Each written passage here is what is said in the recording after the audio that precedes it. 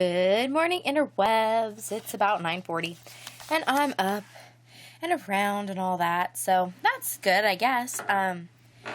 Steve is sleeping this morning because tonight they are having a spaghetti dinner at the firehouse in our town. We have a volunteer fire department, and they are raising money because it is also technically, I guess, the American Legion post. Well, or it's where the American Legion keeps their things. And they have the flags of former soldiers there. And we have run out of space in our flag cabinet. So they're having a dinner to raise money to expand our flag cabinet, which I think is pretty cool. So we'll be going to that. But that means that Steve needs to sleep this morning so that he can be awake tonight. So that he can still go to work and be there by midnight and work tonight. Which, by the way, working from now until forever is coming to an end shortly. I think we're on the last week stretch of that. And then he will have like 2 days off. And then he starts working a lot again for a little bit. But that's all right. So I am just sitting here drinking some coffee. We were going to have leftovers of things for breakfast because we had a bunch of oatmeal and biscuits in the fridge.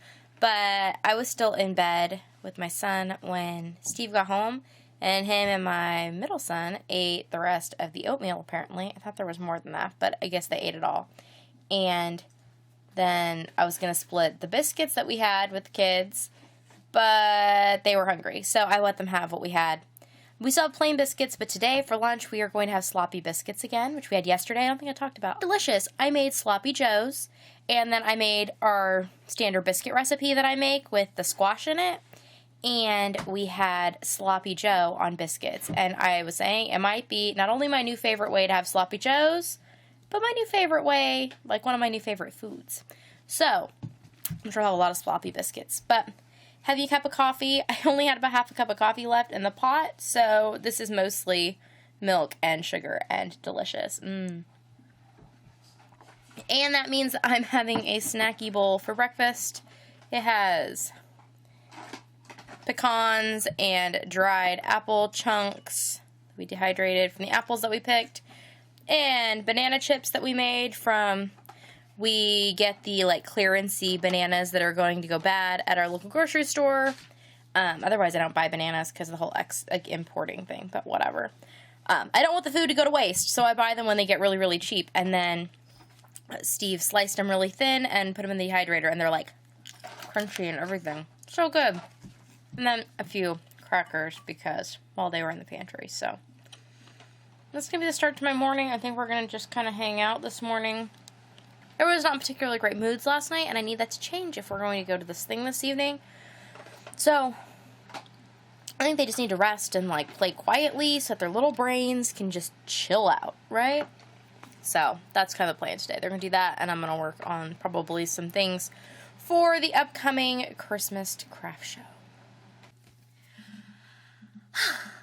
So it's 11:30-ish, and I guess we're to that lovely time of day where I tell you about my day, right? Yeah, we watched a bunch of the Great Food Truck Race, I guess it is. We are watching the next season. I guess we're on, 5, I think. Anyways, we're almost through the finale, so we watched a bunch of that today, and just kind of hung out. And then we went to dinner at the firehouse, and that was good. It was put on by the Lions Club. I didn't know which group was, sponsoring it, because I just knew it was happening. I had only vaguely seen the sign. But yeah, the Lions Club put it on. They did a good job. I saw some people in town that we knew. The event made me much less anxious than some events. It wasn't super crowded when we went, so that was good. The grouping of people that was there was not particularly anxiety-reducing and anxiety-inducing. And I don't know, it just wasn't bad. At least not, to the point where I was really uncomfortable I was there. Which is good, because sometimes those things, are a problem.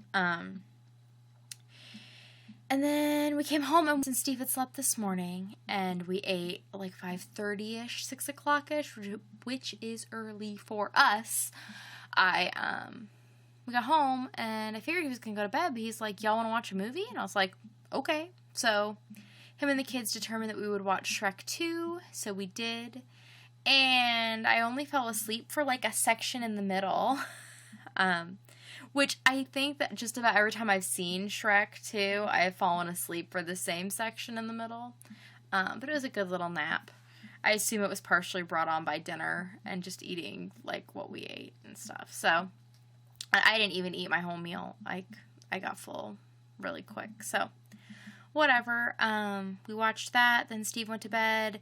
The kids played in here. I was crocheting and had some like vlogs and podcasts and things on YouTube going, and then put the kids to sleep. We finished our book tonight, What Happened on Fox Street.